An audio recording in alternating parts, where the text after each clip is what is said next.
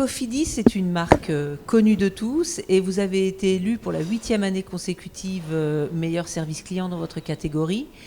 Comment vous expliquez ce succès et comment vous résumeriez votre stratégie ?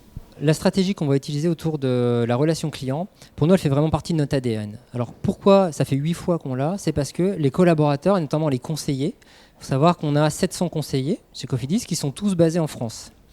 Et pour eux, c'est un vrai challenge qui est attendu d'année en année de pouvoir être le meilleur service. C'est-à-dire qu'il y a un côté challenge positif pour nous, puisque l'ESC, c'est avant tout un audit de notre écosystème. Et donc, en fait, c'est un peu une organisation, c'est une fête en interne, où pendant un moment, effectivement, les collaborateurs vont être complètement intégrés sur l'obtention de ce label. Et en plus, pour nous, ça nous challenge. Donc, ça veut dire que même pendant cette phase d'audit, nous, on va utiliser tout ce qu'on a pu voir pendant l'audit pour optimiser nos process tout au long de l'année. Et d'année en année, on va se rechallenger pour toujours être le numéro 1 sur la partie relation client. Parce que pour nous, on ne peut pas déclamer être client, il faut le vivre et il faut avoir un discours de preuve. C'est pour ça que le label ESC, le label Great Place to Work, le label de la symétrie des attentions, pour nous sont extrêmement importants puisqu'ils viennent valoriser tout le travail qui est fait en interne autour de la satisfaction client et collaborateur. Alors, vous avez mis en place des outils internes, des collaborations externes pour mettre en œuvre tout ce dialogue avec vos audiences. Qu'est-ce que vous avez décidé d'internaliser ? Qu'est-ce que vous avez décidé de confier à d'autres ? Quelle a été votre stratégie de moyens ? Alors, plus on avance dans le temps, plus on internalise. Pourquoi ? Parce qu'on a aussi une montée en compétences des équipes. Et comme beaucoup d'annonceurs, on va aussi recruter des potentiels.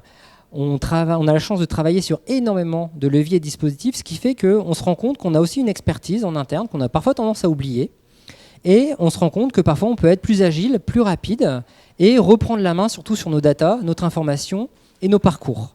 Donc c'est pour ça qu'on va faire le choix d'internaliser, c'est notamment ce qu'on a fait avec Weborama. Pourquoi ? Parce qu'on parlait quand même de données relativement sensibles. On parlait quand même de data, on parlait de nos données first party, on parlait des données sites, on parlait du CRM, qu'on allait brancher, qui est vraiment pour nous notre or noir. Puisque comme on n'a pas d'agence physique, le fichier client, c'est quand même notre trésor de guerre. Et donc on a besoin de sécuriser et de l'optimiser au maximum. Et donc ce qu'on va externaliser, c'est par définition tout ce qui a besoin d'être régulièrement mis à jour.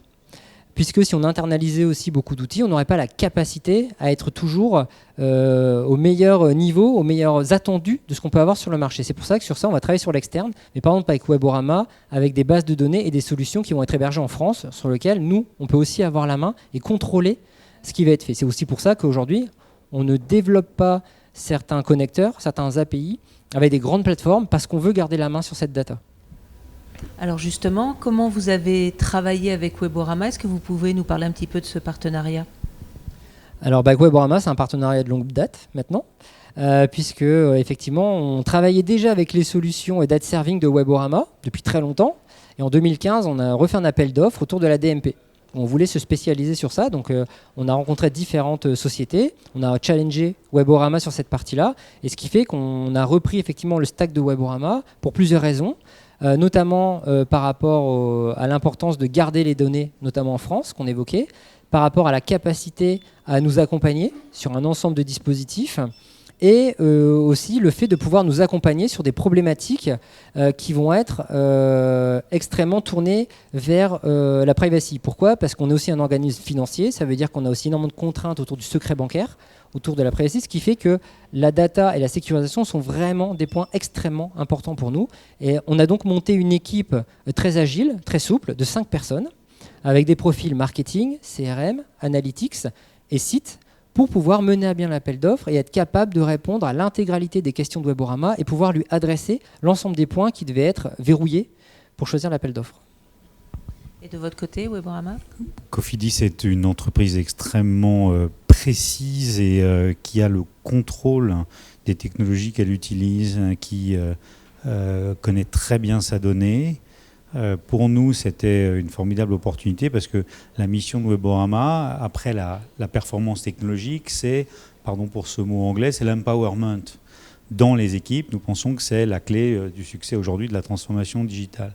Ça passe par des interfaces extrêmement faciles à utiliser et le maximum de transfert d'expertise et de compétences aux équipes de nos clients et l'accès à toute la transparence des technologies et de la data Weborama exploitée dans les modèles marketing de nos clients. Donc on a des solutions qui sont extrêmement transparentes, l'ad serving dont parlait Gaëtan un instant, la DMP qui est très facile à utiliser, tout ce qu'il y a derrière la donnée Weborama, c'est-à-dire une approche sémantique, là aussi intégralement visible pour nos clients. On est très anti-black box. Donc on s'était bien trouvé et on a cheminé ensemble de 2015 à aujourd'hui, Cofidis faisant appel à Weborama progressivement sur toute une série de choses qu'on peut apporter aux entreprises aujourd'hui, l'expertise programmatique, la modélisation à travers l'intelligence artificielle sémantique et les fameuses technologies dont on parlait tout à l'heure. Alors justement, quels sont un peu vos enjeux en 2020, votre prochaine étape ? On en a beaucoup. Il y a un enjeu qui est important aussi pour nous, qui est sur le mix média. C'est-à-dire que effectivement, on fait partie du top 100 annonceurs, donc on a des enjeux qui sont forts et on se pose énormément de questions sur la meilleure complémentarité qu'on peut avoir entre les médias. Et ce que je dis souvent, c'est qu'on a beau être dans le digital, dans la data, je n'ai jamais eu accès à autant d'informations qu'à aujourd'hui, je n'ai jamais eu accès à autant d'outils, et pourtant, je ne me suis jamais posé autant de questions. Et c'est un peu le paradoxe du digital, c'est qu'on a énormément d'informations et c'est très compliqué de faire ressortir l'essentiel. Donc ça, c'est vraiment un challenge quotidien de pouvoir trouver le meilleur mix, la meilleure complémentarité, tout en n'oubliant pas que derrière, il y a un client et il y a un prospect. Donc la notion de la pression commerciale est un vrai sujet aussi pour nous, dans la prospection et dans la fidélisation. C'est aussi pour ça qu'on a rassemblé les équipes prospection et fidélisation pour pouvoir vraiment travailler sur un point de vue client, notamment au niveau de la pression commerciale qu'on pourra aborder. Donc ça, c'est un enjeu fort. Et on a également aussi beaucoup d'enjeux autour on l'évoquait, des parcours. Alors en sachant que parcours client, comme on l'évoquait, pour moi ne peut plus être linéaire. On est obligé de passer sur une vision un peu plus matricielle, un peu plus différente, et on ne peut pas comprendre tous les parcours d'un client. C'est pas possible. Il faut que l'entreprise intègre dans ses process le parcours client et qu'elle soit capable de répondre d'une manière omnicanale à l'intégralité des besoins clients. Et ça, c'est un vrai challenge parce que c'est facile à écrire, c'est facile à mettre dans une présentation, mais c'est très compliqué à opérer et à mettre en place. Et pour Weborama, quels seraient les enjeux 2020 ? Je pense que plus que jamais, les marques ont besoin d'avoir le contrôle de ce qu'elles font, l'accès à des technologies qu'elles peuvent entièrement maîtriser, l'accès évidemment et l'indépendance avec leurs données.